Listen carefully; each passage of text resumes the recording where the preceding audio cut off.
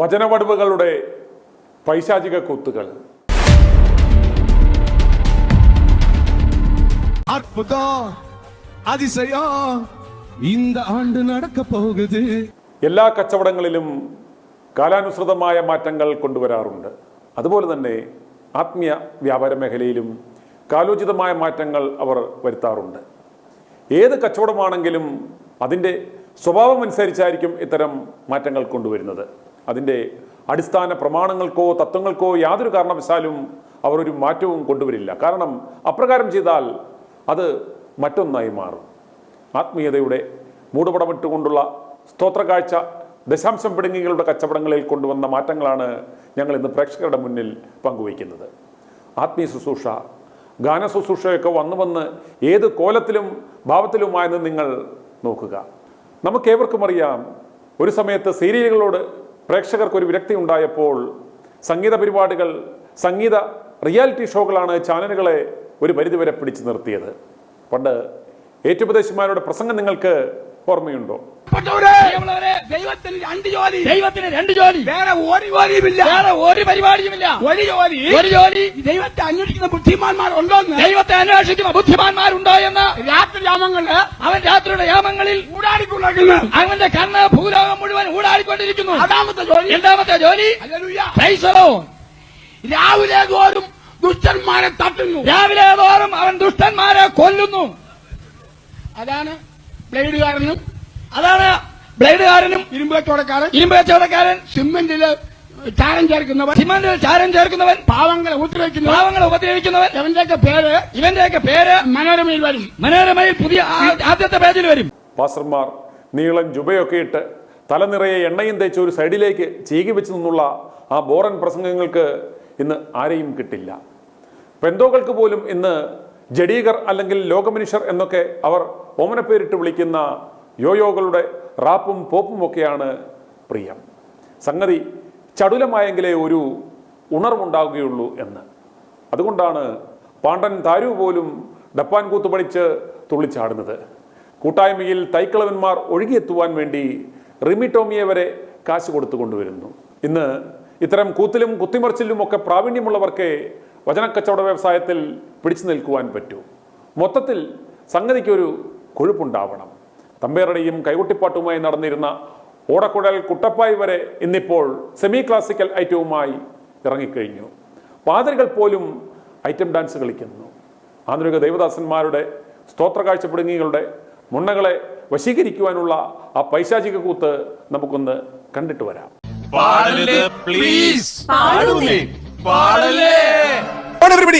അത്ഭുതങ്ങൾ സാധാരണം, അടയാളങ്ങൾ സാധാരണം. അത്ഭുതങ്ങൾ സാധാരണം, അടയാളങ്ങൾ സാധാരണം. യേശു വന്ന, യേശു തൊട്ട. അത്ഭുതങ്ങൾ സാധാരണം, അടയാളങ്ങൾ സാധാരണം. അത്ഭുതങ്ങൾ സാധാരണം, അടയാളങ്ങൾ സാധാരണം. യേശു വന്ന. അത്ഭുതങ്ങൾ സാധാരണം, അടയാളങ്ങൾ സാധാരണം. ഇപ്പോഴുള്ളതിനെ ഞാൻ നോക്കുകയില്ല, കാണുന്നതൊക്കെയും താൽക്കാലികം. ഇപ്പോഴുള്ളതിനെ ഞാൻ നോക്കുകയില്ല, കാണുന്നതൊക്കെയും താൽക്കാലികം. വരുവാനുള്ളതോ കാണാനുള്ളതോ, വരുവാനുള്ളതോ കാണാനുള്ളതോ തേജസ്സിന്റെ നിത്യകാലമാണ്.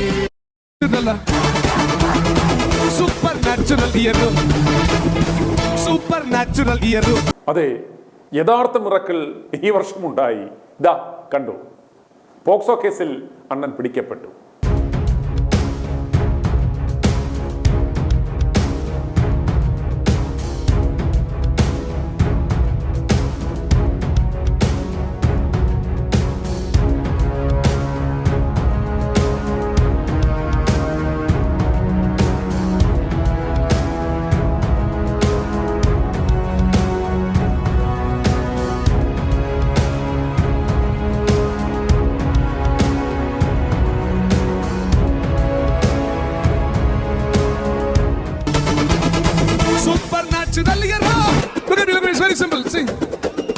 supernatural year.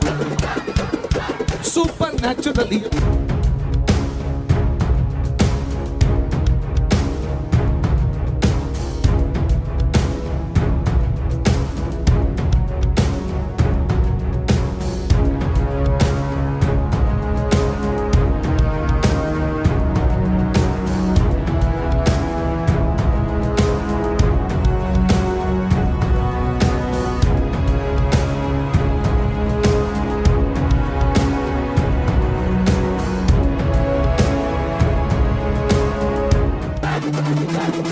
Supernatural year.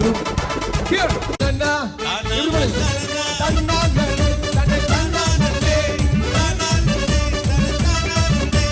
ஐநூறு இல்ல, ஆயிரம் இல்ல, ஆனாலும் வீட்டில குறையே இல்ல.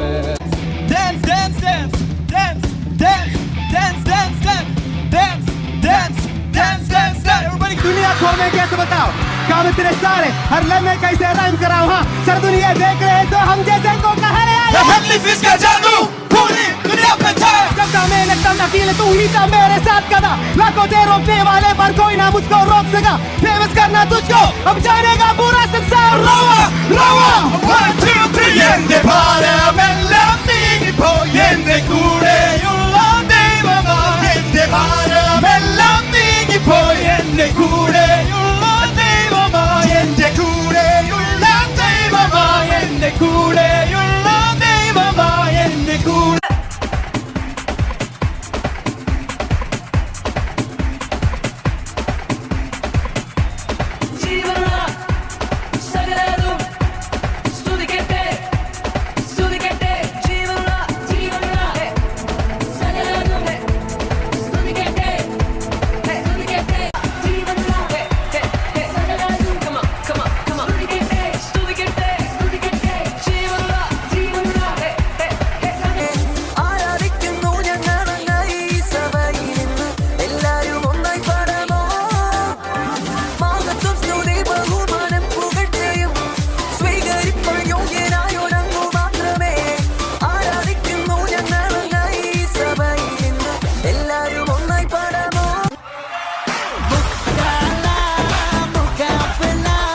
Glory, hallelujah, Niga Barabashandra.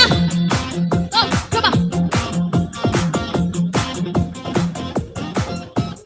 Yesu kadavai tiranda. Yaralum adakka mudiyavale. Yesu kadavai adaittar. Yaralum tirukka mudiyavale. Come on. Yesu kadavai tiranda. Yaralum adakka mudiyavale. Yesu kadavai adaittar. Paramarudisha, Niyatraya, Ketatan, Paraparamesha, Paraparamesha, Paraparamesha, Paramarudisha, Niyatraya, Ketatan, Paraparamesha, Paraparamesha, Paraparamesha, Paraparamesha, Paraparamesha, Paraparamesha, Paramarudisha, Niyatraya, Ketatan, Paraparamesha. യേശുവേ യേശുവേ സുഗതന്റെ കെട്ടഴിച്ച് സുഗതന്റെ കെട്ടഴിച്ച് സുഗതന്റെ കെട്ടഴിച്ച് സുഗതന്റെ കെട്ടഴിച്ച് സുഗതന്റെ കെട്ടഴിച്ച് സുഗതന്റെ കെട്ടഴിച്ച് സുഗതന്റെ കെട്ടഴിച്ച് സുഗതന്റെ കെട്ടഴിച്ച് സുഗതന്റെ തളർച്ച മാറ്റി സുഗതന്റെ തളർച്ച മാറ്റി സുഗതന്റെ ബലം പകർന്ന് സുഗതന്റെ ബലം പകർന്ന് യേശുവിനെ സ്പർശിക്കുന്നു യേശുവിനെ സ്പർശിക്കുന്നു. സൂസമ്മ സൂസമ്മ സൂസമ്മേ സുഗതന്റെ കെട്ട് പൊട്ടി.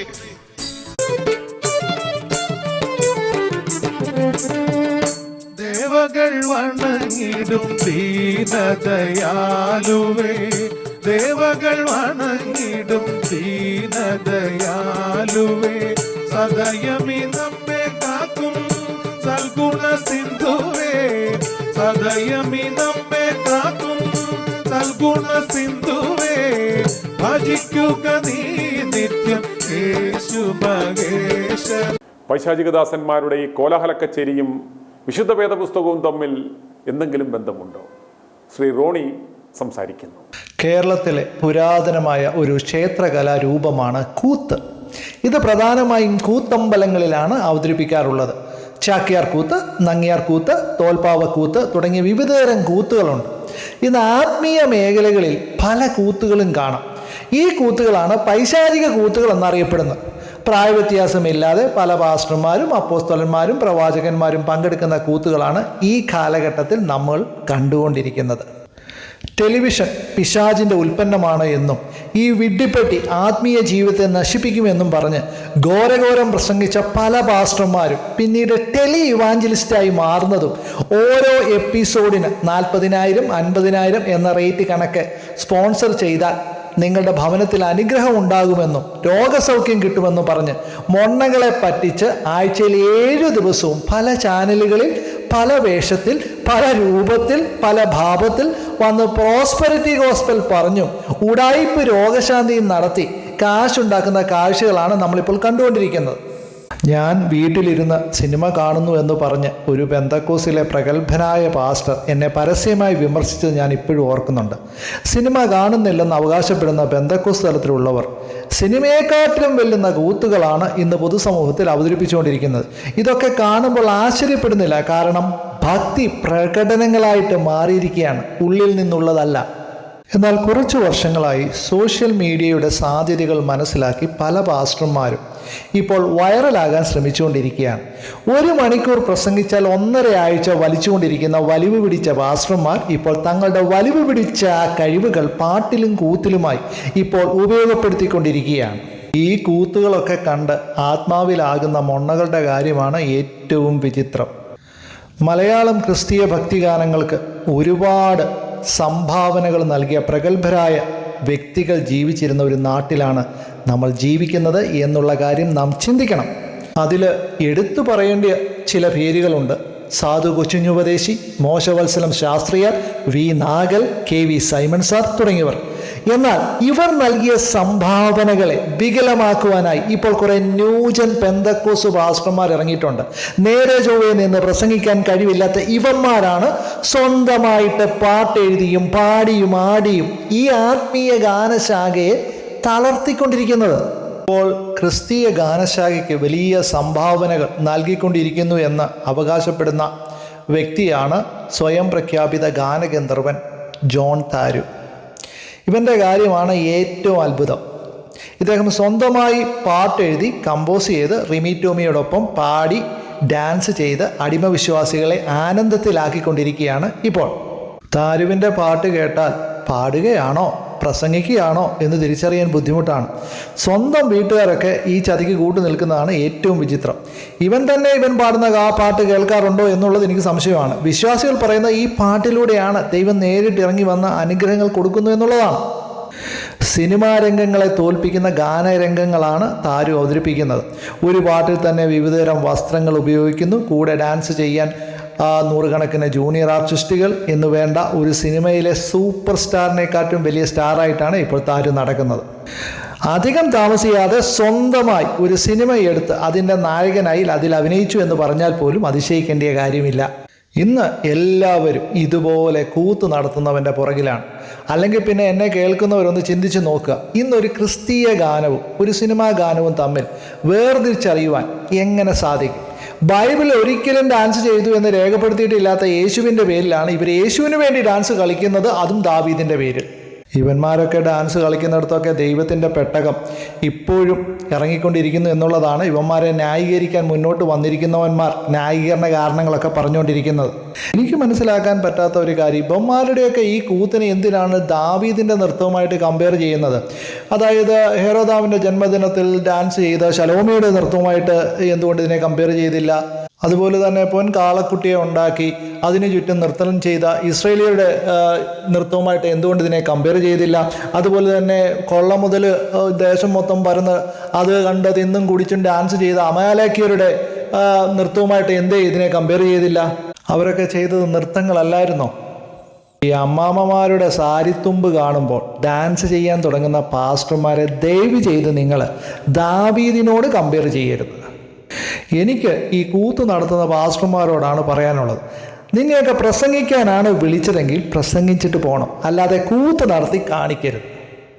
82ാമത്തെ വയസ്സിലും താൻ വൈറലാകണമെന്ന് വാശി പിടിക്കുന്ന ഒരു പാസ്റ്ററാണ് പാസ്റ്റർ PG വർഗീസ്, അല്ലെങ്കിൽ PG അങ്കിൾ. കഴിഞ്ഞ വർഷം കൊട്ടാരക്കര ടിൻറ്റുമോൻ്റെ 8 കോടിയുടെ ചർച്ച് പണിയാൻ ₹1 സംഭാവനയായി കൊടുത്ത് കഴിഞ്ഞ വർഷം ഇദ്ദേഹം വൈറലായി. ഈ വർഷം കൂത്ത് നടത്തി വൈറലായി.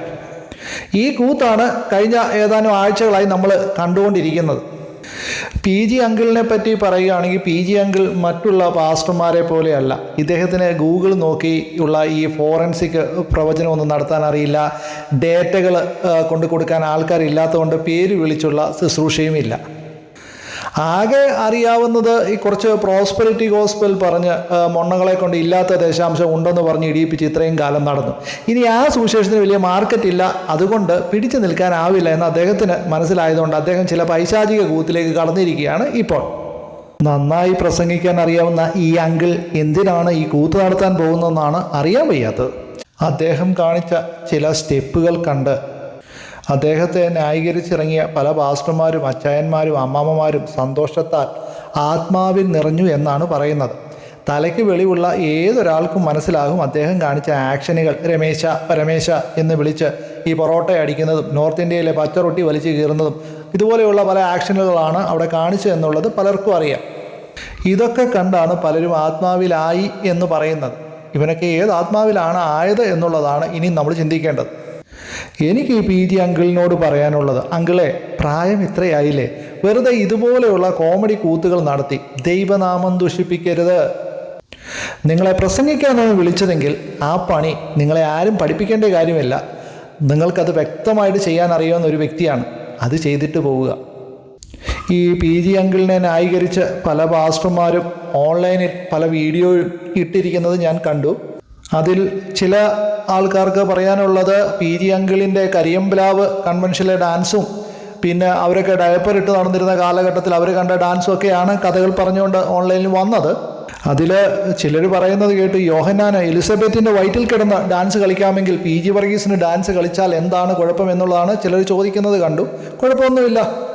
PG വർഗീസ് ഈ കൂത്ത് അദ്ദേഹത്തിൻ്റെ വീട്ടിൽ കിടന്ന് കാണിച്ചാൽ കുഴപ്പമൊന്നുമില്ല, അത് അദ്ദേഹത്തിൻ്റെ സ്വാതന്ത്ര്യം. പക്ഷേ പബ്ലിക്കായിട്ട് വന്ന് പബ്ലിക്കിൽ കിടന്ന് പബ്ലിക്ക് കൂത്ത് കളിച്ചാൽ അതിന് പബ്ലിക്കായിട്ട് തന്നെ മറുപടി പറയും കേട്ടോ. ഇപ്പോൾ വേറെ വലിയ ചില കൂത്തുകാരന്മാർ ഇറങ്ങിയിട്ടുണ്ട്. ആ കൂത്താണ് സഹിക്കാൻ വയ്യാത്ത കൂത്താണ്. അത് കോട്ടയം ഹെവൻലി ഫീസ്റ്റ് തങ്കപ്പൻ്റെ മകൻ റോക്കറ്റിൻ്റെ കൂത്ത്, പിന്നെ ശാലോം ഷാജിയുടെ കൂത്ത് എന്ന് വേണ്ട ഭയങ്കര കൂത്തുകളാണ് ഇപ്പം നടത്തിക്കൊണ്ടിരിക്കുന്നത്. യഥാർത്ഥ പൈശാചിക കൂത്ത് എന്താണെന്ന് കാണണമെങ്കിൽ ഇവന്മാരുടെ കൂത്ത് കണ്ടാൽ മതി. അതുപോലെ തന്നെ വിശുദ്ധ തിരുവസ്ത്രം, അതായത് ഈ ലോഹയിട്ട് ചാനൽ ഫ്ലോറിൽ സിനിമാറ്റിക് കൂത്ത് കളിക്കാൻ ഇറങ്ങുന്ന പാതിരിമാരോടാണ് എനിക്ക് പറയാനുള്ളത്. നീയൊക്കെ തിരുവസ്ത്രത്തോടെങ്കിലും മാന്യത കുറച്ചെങ്കിലും പുലർത്തണം. അതായത് നിന്നെയൊക്കെ കുടുംബമഹിമയോ അല്ലെങ്കിൽ അപ്പൻ്റെ പാരമ്പര്യം കൊണ്ടൊന്നും അല്ല അവർ നിന്നെയൊക്കെ ബഹുമാനിക്കുന്നത്, അല്ലെങ്കിൽ അച്ചോ എന്നൊക്കെ വിളിച്ച് ബഹുമാനിക്കുന്നത്. നിന്റെ ആ ലോഹയുടെ ആ വെണ്മ കണ്ടിട്ടാണ്, അല്ലാതെ മറ്റൊന്നും കൊണ്ടല്ല. അതുകൊണ്ട് ഈ ചാനൽ ഫ്ലോറിൽ ഇനി മുക്കാബില കളിക്കാൻ വരുമ്പോൾ ഈ വസ്ത്രം, ഈ തിരുവസ്ത്രം ഒന്ന് ഊരി വെച്ചിട്ട് വന്ന് കളിക്കാൻ നോക്ക്. എനിക്ക് മനസ്സിലാക്കാൻ പറ്റാത്തത് ഈ പാതിരിമാരൊക്കെ ഈ തിരുവസ്ത്രം അണിഞ്ഞിരിക്കുന്നത് ഈ ചാനൽ ഫ്ലോറിൽ മുക്കാബില കളിക്കാനാണോ അതോ ദൈവവേല ചെയ്യാൻ വേണ്ടിയിട്ടാണ്? ഇവന്മാരുടെ മെയിൻ ഉദ്ദേശം എന്താണെന്നുള്ളതാണ് അറിയാൻ വയ്യാത്തത്. അതുപോലെ തന്നെ സിനിമയിൽ അഭിനയിക്കാൻ താല്പര്യമുള്ള ആൾക്കാരെ, അല്ലെങ്കിൽ സിനിമാറ്റിക് ഡാൻസ് കളിച്ച് നടക്കാൻ താല്പര്യമുള്ള ആൾക്കാരെ എന്തിനാണ് തിരുവസ്ത്രം കൊടുത്ത് ഈ പുരോഹിതന്മാരാക്കി തീർക്കുന്നുള്ളതാണ് അറിയാൻ വയ്യാത്തത്. ഇങ്ങനെയുള്ള ആൾക്കാരെയൊക്കെ പുരോഹിതന്മാരാക്കിയിട്ട് എന്ത് പ്രയോജനമാണുള്ളത്? ഈ ചാനൽ ഫ്ലോറിൽ വന്നിട്ട് ഇങ്ങനെ ഡാൻസ് കളിച്ച് കാണിക്കാനോ? എന്തൊത്തിനാണ് ഇവർക്ക് ഈ തിരുവസ്ത്രം കൊടുത്തിരിക്കുന്നതെന്നുള്ളതാണ് അറിയാൻ വയ്യാത്തത്. ഈ വേല ചെയ്യാൻ താല്പര്യമുള്ളവർ ഉണ്ടെങ്കിൽ അവരെ അതിനാക്കുകയാണ്. ഈ ചാനൽ ഫ്ലോറിൽ വന്നിട്ട് സിനിമാറ്റിക് ഡാൻസോ അഭിനയമൊക്കെ കാണിക്കണമെങ്കിൽ അതിന് വേറെ പണിയുണ്ട്, ആ പണിക്ക് പോകണം. അത് ദൈവവേല എന്ന് പറഞ്ഞിട്ട് അതിൻ്റെ പുറത്ത് കടന്ന് ഇത് അച്ഛനാണ്, അപ്പച്ചനാണ്, അച്ചായനാണെന്നൊക്കെ പറഞ്ഞ് ലോഹയം ഇട്ട് വന്നിട്ട് ഈ തുള്ളലും കൂത്തലും ദയവ് ചെയ്ത് നിങ്ങൾ നടത്തരുത്. ഇത് തന്നെ വലിയ ഒരു പൈശാചിക കൂത്തിൻ്റെ ഉടമയാണ് തമിഴ്നാടൻ കൂത്ത് നടത്തുന്ന ജോൺ ജബരാജ്. ഇപ്പോൾ കുറച്ച് നാൾ ജയിലിൽ കിടന്ന് കൂത്ത് നടത്തിക്കൊണ്ടിരിക്കുകയായിരുന്നു. ഇപ്പോൾ പുറത്തിറങ്ങിയെന്നാണ് പറയുന്നത് കേട്ടത്. ഈ ജോൺ ജബരാജാണ് അമ്മാമ്മമാരെയും അച്ചായന്മാരെയും ഈ കാല് പൊക്കിയുള്ള ഒരു പ്രത്യേക ഡാൻസ് സ്റ്റെപ്പ് പഠിപ്പിക്കുന്നത് കണ്ടു. ഇതൊക്കെ എങ്ങനെയാണ് ഈ അമ്മാമ്മമാർ ഒറ്റക്കാലിൽ നിന്ന് കാണിക്കുന്നുള്ളതാണ്. ഈ കാല് പൊക്കിയില്ലെങ്കിൽ ചിലപ്പോൾ ദൈവത്തിൻ്റെ ആത്മാവ് ഇറങ്ങി വന്നില്ലെങ്കിലോ? നാളെ ചിലപ്പോൾ ഈ കാല് പൊക്കിയുള്ള ആ ഡാൻസ് സ്റ്റെപ്പിൻ്റെ ന്യായീകരണമായിട്ട് ചില പാച്ചർമാരും ചില അമ്മാമ്മമാരും കൂടെ ഒക്കെ ഇറങ്ങും. ചിലപ്പോൾ അവർ പറയും ഈ കാല് പൊക്കുന്ന ആ സ്റ്റെപ്പെന്ന് പറയുന്ന മേലിൽ നിന്ന് പെട്ടകം ഇറങ്ങി വരുമ്പോൾ വെക്കാൻ സ്ഥലമില്ലെങ്കിൽ കാല് പൊക്കി കൊടുക്കാൻ വേണ്ടിയിട്ടുള്ള ഒരു ചെറിയ സ്റ്റെപ്പാണ് ജബരാജ് പഠിപ്പിച്ചെന്നുള്ളത് ചിലപ്പോൾ ന്യായീകരണമായിട്ട് നാളെ ഇറങ്ങും. അതുകൊണ്ട് എനിക്ക് ഈ പാസ്റ്റർമാരോടും അമ്മാമ്മമാരോടും അച്ചായന്മാരോടും ഒക്കെ പറയാനുള്ളത്, നിങ്ങൾ കാല് പൊക്കിയുള്ള ഡാൻസൊക്കെ പഠിച്ചു വെച്ചേക്കും, നല്ലതാണ്. കാരണം ചിലപ്പോൾ ദൈവമാവത്ത് ഇറങ്ങുകയില്ല. അതുപോലെ തന്നെ വർഷങ്ങൾക്ക് മുമ്പ് ക്രിസ്തീയ ഗാനശാഖയ്ക്ക് സുഗതൻ്റെ കെട്ടുപൊട്ടിയ മഹനീയ ഗാനം സമ്മാനിച്ച വ്യക്തിയാണ് മുൻ പാസ്റ്ററും ഇപ്പോൾ ബ്രദറുമായി തീർന്ന കുരിശ് സജിത്ത്. ഇപ്പോൾ കത്തോലിക്ക മൊണ്ണവിശ്വാസികളെ കിടത്തി ശുശ്രൂഷിപ്പിക്കുന്ന പരിപാടിയുടെ ഭാഗമായി ഇദ്ദേഹം ശകലം വിവാദത്തിലാണ്. ഗോവയിൽ എവിടെ ഉണ്ടെന്ന് പറയുന്നത് കേട്ടു. ഇപ്പോൾ ആവശ്യമുള്ള മൊണ്ണകൾക്ക് ഇദ്ദേഹത്തിൻ്റെ സേവനം ഗോവയിൽ നിന്ന് കിട്ടുന്നതായിരിക്കും. ഗോവയിലുള്ള ഏത് സുഗതൻ്റെ ആണോ സൂസമ്മയുടെ ആണോ ഇപ്പോൾ കെട്ട് പൊട്ടിച്ചുകൊണ്ടിരിക്കുന്നതെന്ന് അറിയത്തില്ല, അന്വേഷിച്ചാൽ അറിയാം. ഈ സുഗതൻ്റെ കെട്ടുപൊട്ടിയ ഗാനം കേട്ട് അനേകരാണ് ദൈവത്തിലേക്ക് അടുത്തു വന്നു എന്നാണ് പറയുന്നത്. അനേകർക്ക് വിടുതലുണ്ടായി, അനേകർ ദൈവത്തെ കണ്ടു എന്നാണ് പറയുന്നത്. വലിയ വിചിത്രമായിട്ടുള്ള കാര്യമാണത്. അതുപോലെ തന്നെ കെട്ടുപൊട്ടിയാലും യേശു കതക് തുറന്നാലും തുറന്നില്ലെങ്കിലും യേശുവിനെ കൊണ്ട് പിന്നെയും ചാട്ടമാ റെഡിപ്പിക്കൽ. ബുദ്ധി പേരിൽ മാത്രം ഇരുന്നിട്ട് കാര്യമില്ലല്ലോ, പ്രകടനത്തിലും കാണണ്ടായേ. എനിക്ക് ഈ കൂത്തൊന്നും പറ്റാത്തത് കൊണ്ട് അനീഷ് കാവാലം തൻ്റെ ശരീരത്തിന് പറ്റിയ പണിയായ കച്ചേരിയും ഭജനയുമായിട്ട് അങ്ങ് ഒതുങ്ങി. എനിക്ക് ഈ അനീഷ് കാവാലത്തോട് പറയാനുള്ളത്, ഈ പാടാൻ കഴിവുള്ളവർ ആ പണി വൃത്തിയായിട്ട് ചെയ്തിട്ട് പൊക്കോളൂ. പ്രസംഗിക്കാൻ വിളിച്ചവർ ആ പണി വൃത്തിയായിട്ട് ചെയ്യുക. ഈ സ്വരം നല്ലതല്ലെങ്കിൽ പാട്ട് നിർത്തുക. ഇപ്പോൾ റാപ്പും പോപ്പും കൂത്തും ചാച്ചാ ഡാൻസും ഒക്കെ ആയതുകൊണ്ട് ഇനിയും ഭജനയ്ക്കും കച്ചേരിക്കും വലിയ സ്കോപ്പില്ല. എൻ്റെ അനീഷ് കാവാലം പാസ്റ്ററെ, ഒരു ചെറിയ കാര്യം കൂടി പറഞ്ഞ് ഞാൻ നിർത്തുന്നു. സമയം കിട്ടുമ്പോൾ കിട്ടുന്നവർ കൊലോസ്യ ലേഖനം 3-ാം അധ്യായം അതിൻ്റെ 16-ാമത്തെ വാക്യം വായിക്കുക. അവിടെ ഇങ്ങനെ പറയുന്നു: സങ്കീർത്തനങ്ങളാലും സ്തുതികളാലും ആത്മീയ ഗീതങ്ങളാലും തമ്മിൽ പഠിപ്പിച്ചും ബുദ്ധി ഉപദേശിച്ചും നന്ദിയോടെ നിങ്ങളുടെ ഹൃദയങ്ങളിൽ ദൈവത്തിന് പാടിയും ഇങ്ങനെ ക്രിസ്തുവിൻ്റെ വചനം ഐശ്വര്യമായി സകല ജ്ഞാനത്തോടും കൂടി നിങ്ങളിൽ വസിക്കട്ടെ.